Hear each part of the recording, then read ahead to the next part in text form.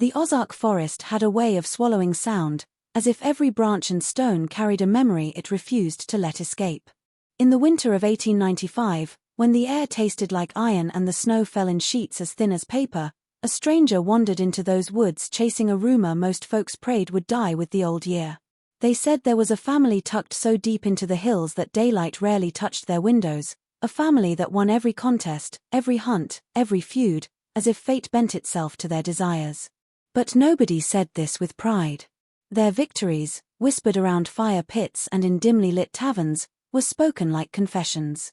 Every tale ended the same way, with a child gone missing. The stranger did not come for gossip, he came for proof. And as he followed the narrow deer trail that locals warned him never to set foot on, he saw shapes carved into the bark, circles within circles, each bisected by a jagged line. The deeper he walked, the more the forest felt wrong, burdened by an old silence that wasn't just absence of sound, but presence of listening.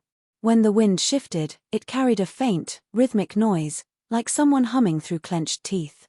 Then came the smell, earthy at first, then sweet, then rotting. Ahead, through the trees, a small figure stood perfectly still. A girl, barefoot in the snow, her dress torn, her hair hanging in thick ropes over her face. She didn't shiver. She didn't blink. And though she was alone, the branches around her shook as if dozens of unseen hands clung to them. When she finally lifted her face, her eyes were the same pale color as the winter sky, empty yet heavy with something inherited, something older than her bones. She raised one frost-bitten finger and pointed deeper into the woods, toward a place no map had ever shown. The stranger should have turned back. But the forest, the girl, and the legends all seemed to agree he had already been chosen. And some truths, once found, could never be walked away from alive. The old surveyor had spent most of his life charting land no one bothered to claim, but nothing unnerved him quite like the blank patch in the Ozarks where even the bravest settlers refused to guide him. He heard about it first from a trapper who spoke with his back turned, saying the forest there didn't like to be looked at. At first, the surveyor assumed it was mere superstition, the kind he'd encountered in mining towns and river villages where shadows stretched long and men relied more on omens than tools. But when he rolled out his canvas map on the tavern table, he noticed something peculiar, a roughly triangular space in the hills where the ink, carefully pressed by his own hand weeks before, had faded into ghostly smears. He rubbed the surface as if clearing dust, but the blankness held its ground, defiant and clean. By morning, the faint contours he remembered marking were gone entirely, leaving the map with a hole of pale canvas where topography should have been. Curiosity tugged at him harder than caution ever could. The locals warned him that the families living near those woods never spoke of the land beyond the third ridge. They said the trees grew too close together, the creeks ran too warm in winter, and hunters who wandered in came out wrong if they came out at all. The surveyor had known plenty of stories meant to scare drifters or protect sacred hunting grounds, but this one had a different weight to it, like a memory everyone shared but no one wanted to revisit. When he pressed for more, voices dropped, chairs scraped back, and conversations ended as if someone had blown out the lamps. Still, the blank space gnawed at him. A map was a promise of truth, and truth did not simply erase itself. He decided to ride out to the edge of the unmarked region, carrying his instruments, extra lanterns, and the stubborn belief that land could be coaxed into revealing its shape to anyone patient enough to measure it. The deeper he traveled into the hills, the quieter the world seemed to become. Birds that usually trailed travelers fell away, squirrels stilled on branches, and even the wind felt constrained, slipping past him in thin threads instead of gusts. The path he followed wound between boulders and dense underbrush until it ended abruptly at a line of blackened trees, their bark charred yet unbroken, as if lightning had struck them from the inside out. Standing before that unnatural boundary, the surveyor unrolled his map again. The blank patch pulsed faintly, as if breathing, as if waiting for him to take the next step into the land that refused to be drawn. The first real trace of the family's darkness surfaced not in the woods, but in an aging ledger found in the back room of a long-abandoned logging camp. It was a brittle book, its pages warped from damp winters and careless hands, but one entry near the center was still legible enough to disturb anyone who read it. The line item recorded an exchange, though not in any terms that made sense for a place that dealt in timber and horses. Instead of the usual tally of tools or supplies, the notation claimed that a young boy, unnamed, approximately 5 winters, was handed over to a clan whose name was written hastily and then scratched out so violently the paper tore. In return, the entry stated the camp received a guarantee, victory through the coming season, unbroken and eternal. What that meant, no one could agree on. Yet the handwriting trembled, as if the man who wrote it did not believe he should have put the words to paper at all. As rumors resurfaced decades later, the story expanded in fragments passed between old workers who had once labored along the ridge. They remembered a night when a group of figures emerged from the tree line, moving with uncanny synchronization, as if tied to the same rhythm. They brought with them the child, small, silent, and dressed in clothes that looked stitched from mismatched scraps of animal hide. No one asked whose child he was or how he had come to be in their possession. The men at the camp simply did not want to know. What struck them most was the way the family stared, their eyes cloudy but alert, watching the loggers without blinking, without shifting, without a hint of warmth. Some of the workers swore the clan spoke not with voices but with gestures, tilting their heads and tracing shapes in the air as though communicating through symbols instead of words. Others claimed they smelled smoke even though no fire burned that night. But all agreed on one detail: after the exchange, the logging season changed dramatically. The weather held unnaturally steady, the machinery never broke, and the men avoided injuries even during the most dangerous tasks. They felled more timber in those months than in any year before or after, as if luck itself had taken their side. No storms disrupted their work, no sickness crossed their camp, no accidents marred the season. The victories, as the ledger had recorded, were indeed unbroken. Yet when spring thawed the hills, the clan returned for something else, and the loggers, overcome by an unspoken dread, packed their belongings and abandoned the camp within days. The traded child was never seen again, but traces of small footprints were later found near the tree line, facing the woods rather than the road, as if he had been led deeper into a place where names and seasons no longer mattered. The midwife's journal was discovered inside a rusted lockbox buried beneath loose floorboards in a cabin that had long surrendered to vines and rot. Its leather cover was cracked, its pages stiff, but the writing within was startlingly clear, as though the author had pressed each letter with the weight of dread. The entries began with ordinary accounts of births and illnesses across scattered homesteads, yet slowly the tone shifted as the midwife chronicled her encounters with a reclusive clan living beyond the marked paths. She never wrote their surname, only referring to them as the Ridge Folk, and her first unsettling detail was how closely they all resembled one another. Their cheekbones, their pale irises, the shape of their hands, every feature echoed across generations until it became difficult to discern mothers from daughters, brothers from cousins, elders from the newly grown. Her notes described births that defied reason. Some infants came into the world with eyes open, staring unblinkingly at the lantern's flame as if memorizing its shape. Others remained silent for days, refusing to cry or feed until a particular ritual was performed, a ritual she initially dismissed as superstition. She wrote of a bowl carved from a single piece of charred wood, passed from one laboring woman to another, always carried by the same grandmotherly figure whose face the midwife could never fully recall after leaving the cabin. The bowl was filled with a mixture the midwife believed to be crushed roots and animal fat, though she noted an unmistakable metallic smell that turned her stomach. As months passed, she realized the women of the clan never married outside their own bloodline. Children bore uncanny resemblances to both siblings and parents, sometimes so strongly that it chilled her to touch them. She documented conversations whispered between certain elders who spoke of keeping the line pure, not out of pride but necessity. They believed their strength, whether physical, spiritual, or something darker, depended on maintaining a singular lineage unbroken by outsiders.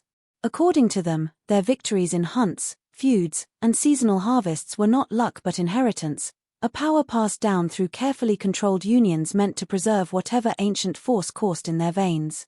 The midwife's entries became frantic near the end. She wrote of a birth where the child appeared with markings on its skin, symbols resembling the carvings she had seen on trees near the ridge.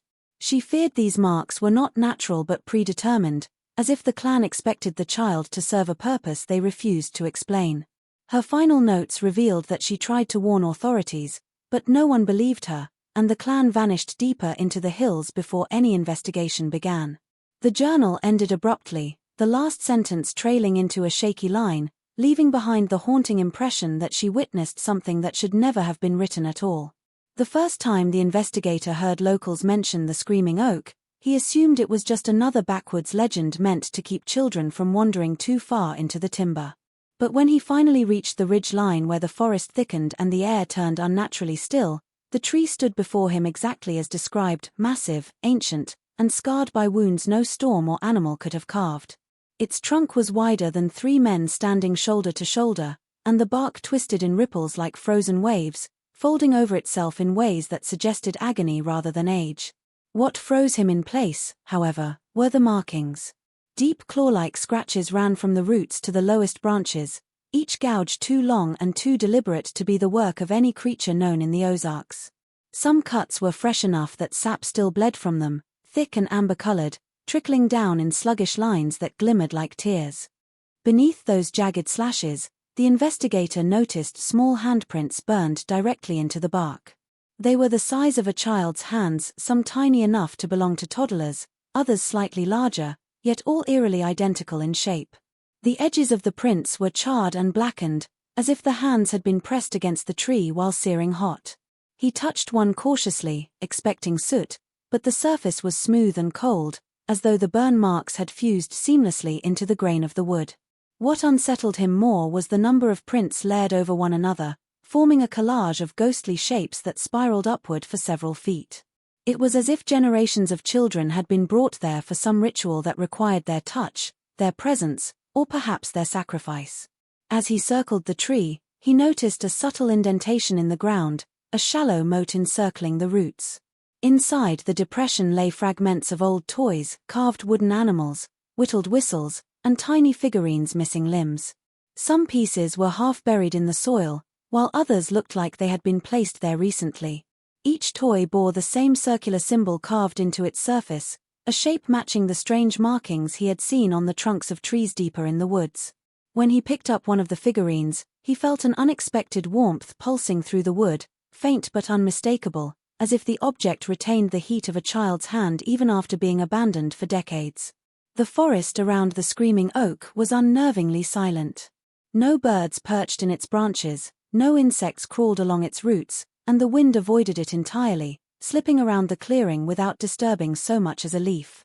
Standing within that unnatural stillness, the investigator sensed the tree was more than a landmark.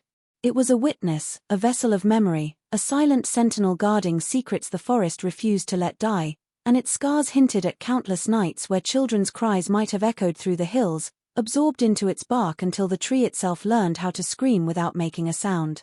The first time he saw them, the investigator almost thought his eyes were deceiving him.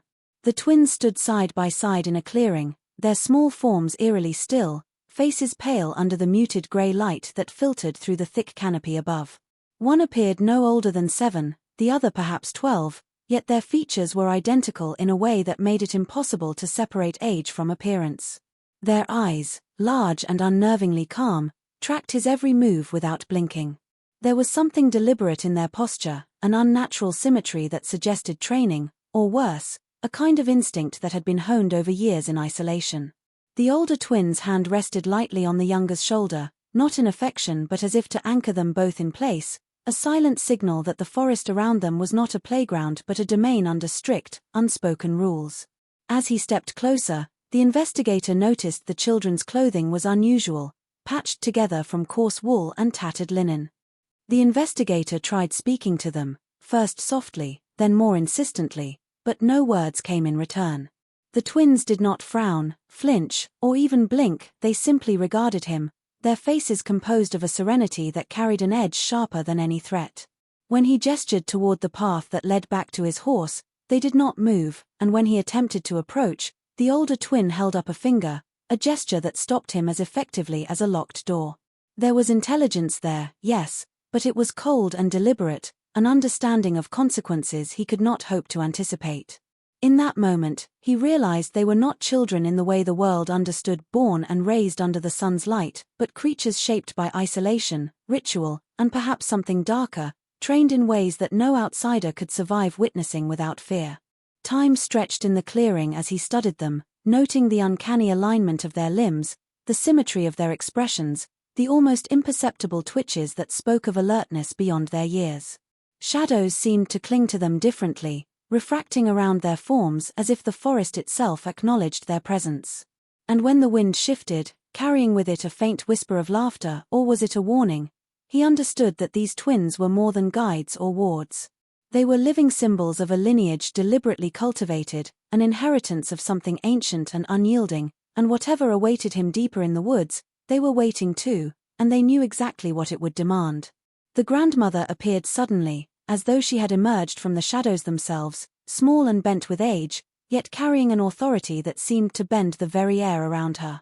Her hair, long and silver-streaked, fell over a face so lined that every wrinkle seemed to trace a story older than the hills themselves. When she spoke, her voice was low and deliberate, carrying a cadence that suggested she measured every syllable against some unseen ledger of consequences. She confessed nothing at first, only watched with eyes that reflected a strange familiarity, as though she had seen the investigator wandering the woods long before he arrived. It was not until he pressed for answers that she began to speak of pacts, of promises made in the dark soil beneath the ridges, of deals forged not with men but with something older, something patient and waiting. According to her, the family's victories, whether in hunting, in quarrels with neighboring homesteads, or in the subtle contests of survival that defined life in the Ozarks, were not earned by skill or chance. They were the result of bargains struck generations ago, deals cemented with children offered as tokens of obedience, innocence, and blood. Each child taken into the fold, each union arranged within the family, was part of a contract that extended beyond mortal reckoning, binding their fates to forces that lay beneath the hills, in caverns and roots and soil where sunlight never touched. The grandmother explained that it was not cruelty that drove these practices, at least not entirely. It was a combination of fear, reverence, and devotion, a belief that without these offerings, the family would be condemned to failure, to a life of ordinary misfortune, stripped of the unnatural sway they had always held. She spoke of the rituals in a voice that trembled with both pride and caution. Each child chosen for the exchange, each selection made to preserve the bloodline, was marked in ways that were subtle to outsiders but obvious to those who knew the signs. Symbols were carved into trees, objects buried beneath floors, and small incantations murmured over the infants while the family watched. She claimed these acts were necessary to maintain the pact, to honor the unseen entity whose favor ensured that no winter was too harsh, no hunt too difficult, no rival too cunning. And yet, there was an unspoken weight in her words, a recognition that these victories came at a cost impossible to calculate, a debt that would not be repaid in silver or crops but in lives and souls that might never leave the forest once they entered it. The investigator noticed the subtle shift in the air as she spoke, a faint trembling beneath the ground, almost imperceptible, but enough to suggest that her stories were not just tales but warnings. She leaned forward, eyes narrowing, and whispered that the family's successes were not meant to last indefinitely, that the pact demanded constant attention, constant offerings, and that the children were the living currency of a bargain that had begun long before anyone could remember. The way she described it, it was clear that nothing in the world outside the hills could truly comprehend the scale or the cost of what had been promised, and that those who stumbled too close were at risk of being drawn into obligations older than any memory, contracts older than the land itself, and that some part of the forest had been waiting for him to understand that he could never leave the woods untouched. The morning after he spoke with the inside the clearing, the investigator found more signs that the path had not been ordinary. A small swing hung from a branch, its rope frayed and coated with frost, yet beneath it lay pressed imprints of bare feet, aligned in careful symmetry. Nearby, small animal bones were scattered around, some deliberately arranged in circular patterns, while others bore markings similar to those he had seen carved into trees. The longer he observed, the more he realized that the footprints were not merely a trail, they were an invitation, or perhaps a warning, leading to a place designed to ensnare those who dared follow, and that the twins, the forest, and the family itself had conspired to ensure that any trespasser could not simply turn back without first paying heed to what waited at the path's unseen end. The cabin revealed itself slowly, half swallowed by undergrowth, its roof sagging under the weight of decades and the relentless encroachment of the forest. The investigator approached cautiously, noting the faint outline of its walls through the tangle of vines and brambles, each step stirring the scent of damp earth and decaying wood. As he pushed aside the rotting door, a chill rose from within, not from the winter air outside but from the space itself, thick with the sense of something preserved against time and neglect. Inside, the floor was littered with debris, splintered boards, and fragments of objects that had long lost their original purpose, yet among the ruin, signs of deliberate arrangement became unmistakable. Toys made of carved bone lay scattered across the floor, some smooth and worn as if handled countless times, others jagged, freshly etched with symbols that matched the marks he had seen on the screaming oak and in the midwife's journal. They were miniature representations of animals and people, each one grotesque in its detail, as though the hands that created them had sought to capture more than form, something essential, perhaps even the essence of a life that had once belonged to a child. In one corner, he discovered a ledger, its pages yellowed and brittle, each line painstakingly written in ink that had faded to a dull brown.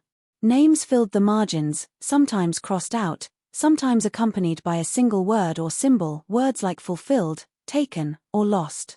The entries appeared random at first, a chaotic accounting of lives, but as he traced the pages carefully, a pattern emerged. The children listed were those who had vanished, traded, or otherwise absorbed into the family's hidden system. There were no dates, only sequences, as if time had been measured not by days or seasons but by the acquisition of something intangible. Beside some names, faint scratches marred the paper, tiny impressions that might have been clawed at by an animal or a person who had resisted. The investigator realized with a growing sense of horror that the ledger recorded more than mere events. It documented obligations, contracts, and perhaps the fulfillment of some unnatural covenant. Each detail of the cabin seemed deliberately arranged to reinforce the family's dominion over the unseen. A small fireplace contained ashes not of ordinary wood but of charred, indistinguishable material, suggesting rituals conducted there that had left more than heat behind. Along the walls, crude shelves held jars filled with unidentifiable powders, bones, and bits of hair, the remnants of past offerings, trophies, or experiments, each carefully labeled in the same meticulous hand as the ledger. The deeper he explored, the more the sense of watching intensified, as if the cabin itself had been waiting, holding its breath, preserving evidence for someone persistent enough to find it. The air felt thick, almost alive, with the history of the children who had passed through, their presence embedded into the very wood and soil, and the investigator understood that what he was witnessing was not simply a place abandoned by time but a sanctuary of horrors, a repository of lives deliberately shaped, recorded, and claimed by a family whose reach extended far beyond the clearing and into the very earth beneath his feet. The man arrived without warning, stepping from the forest as if he had grown from the soil itself, and the investigator froze at the sight of him. He was older than the twins but bore unmistakable marks of the same lineage, his features warped in ways both subtle and grotesque, the product of generations twisted inward upon themselves. His skin was pale, almost translucent in the fading light, and streaks of old scars traced patterns across his arms and face, matching the symbols the investigator had seen carved into the trees and etched in the midwife's journal. He moved with a peculiar grace, deliberate and measured, yet there was something in his presence that radiated menace, an instinctive awareness that the forest had shaped him as surely as the family's rituals had. He did not speak at first, only observed, eyes unblinking, scanning the investigator with a calculated patience that felt like a trap tightening. When he finally spoke, his voice was soft, almost melodic, yet laced with a cold authority. He recounted fragments of his life, though not in linear fashion. He had been taken as a child, traded into the family's hidden world in exchange for some victory long forgotten by outsiders, raised not as a son but as a vessel. He described nights spent in the half-light of the cabin, performing rituals he did not fully understand, and learning lessons not from words but from actions observed over decades. Every instruction had been precise: how to maintain the pact, how to watch the forest, how to read signs invisible to ordinary eyes. His upbringing was a curriculum of obedience, a careful molding into an extension of the family's will. Even now, his gestures, measured and deliberate, echoed the movements of the twins he had once shared a space with, as though the habits of the bloodline were etched into muscle memory, impossible to erase. The investigator noticed that the man bore faint burns on his palms and forearms, circular marks similar to those pressed into the screaming oak, and on closer inspection, he saw subtle deformities in his joints and fingers, suggesting years of deliberate conditioning. He had become something more than human in the eyes of the family, a tool, a guardian, a reminder of the cost of their pact. There was no resentment in him, only understanding, an acceptance of the role he had been bred to fulfill. His eyes, though hollowed by years of unnatural existence, held knowledge too deep for ordinary comprehension, a living testament to the power and terror of the lineage. As he turned to disappear back into the shadows of the forest, he left behind a lingering sense of inevitability. The investigator realized that the traded child, once thought lost or forgotten, had returned not as a man seeking freedom or vengeance, but as a living symbol of the family's enduring dominance. The encounter was a warning, a demonstration that the pact had not ended with the ledger, the cabin, or the children. Whoever followed too closely into the forest's heart risked encountering the same fate, becoming both witness and participant in a cycle older and darker than the hills themselves, and that the victories purchased long ago were not merely inherited but enforced through a living, breathing testament that now walked silently among the trees. By the time the investigator pieced together the ledger, the journal, and the cabin's artifacts, a tremor ran through the forest that felt far older than any seasonal shift. It was subtle at first, a quiver beneath his boots that might have been imagined, yet it intensified with each step deeper into the ridge, until the soil seemed alive, pulsing with a rhythm that matched his own heartbeat. The air thickened, carrying a scent of iron and something sweeter, almost cloying, as though the earth itself exhaled the remains of uncountable lives sacrificed for power. He realized then that the family's pact had never been symbolic, that their victories had been earned not simply through cunning or skill, but through a currency far more tangible, paid in children, in obedience, in bodies molded and marked to serve a purpose beyond mortal comprehension. Every tool, every carved bone, every handprint pressed into bark and bone was a testament to this ongoing covenant, and now it seemed that the forest itself was aware, an extension of the bargain that demanded more than ledger entries and ritual, it demanded life. The twins emerged again, stepping from the shadows with an uncanny silence, their pale eyes reflecting the tremor in the ground. Behind them, the man who had been traded as a child watched, unblinking, a living monument to the pact, his deformed limbs moving with a precision that suggested he could act as both sentinel and executioner. As the investigator moved toward the cabin, he noticed cracks forming along the frozen creek, thin lines that widened and throbbed like veins across the land. Small gusts of wind spiraled unnaturally, carrying whispers in a language he could not understand but felt in his chest, vibrating in harmony with the pulse beneath his feet. It was no longer a forest, it was a living contract, breathing and waiting for him to acknowledge that each step he had taken, every trace he had followed, had led him into the center of an obligation older than the ridge itself. Beneath the cabin floor, a faint glow seeped through splintered boards, not fire, but something that seemed to pulse with a rhythm like a heart. The investigator knelt and placed his hand over the cracks in the wood, and for a moment he felt it, the presence of countless generations, woven into the soil, the walls, the trees, a living network of energy that demanded recognition. It became clear that the family's victories, preserved and passed down, were not merely human achievements, they were enforced by a force that had no regard for time, for morality, or for life as outsiders understood it. The ledger had tracked their actions, the cabin had preserved the remnants of their bargains, and now the earth itself seemed to respond, rising subtly beneath him, reminding him that whatever had been promised, whatever had been traded, it was not finished. The forest, the family, and the entity beneath them had been patient for decades, and their patience suggested that any trespasser, any observer who sought the truth, would soon understand that victories purchased in blood do not remain confined to memory, they awaken, and they demand repayment in ways that reach far beyond what the living can endure.